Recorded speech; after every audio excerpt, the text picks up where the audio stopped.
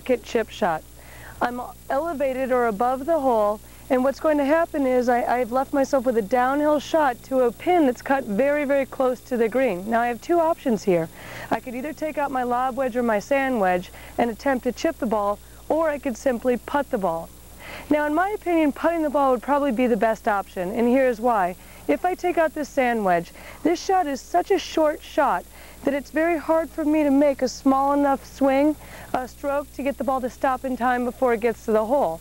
You know, it's much easier to get underneath the ball with a bigger shot or a bigger swing, and therefore you get a little backspin, the ball won't roll as much. So if I go ahead and hit this sand wedge with that short little shot, most likely the ball is going to continue to roll after it passes the hole. The best thing to do in this case, even though I'm well off the green and even though I'm in the second cut of rough, is probably to putt the ball.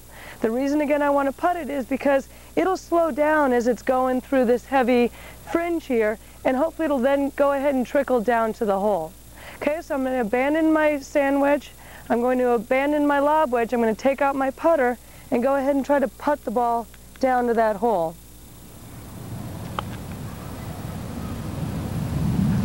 So now the ball passed through the rough and it trickled right down to the hole. That was ideally the best shot. I wanted to leave myself with a high percentage shot, or I wanted to use the high percentage shot, leaving myself with a 2 or 3 foot putt rather than trying the miracle shot with the sand wedge and the lob wedge and probably risking that it was going to roll at least 10 feet past the hole.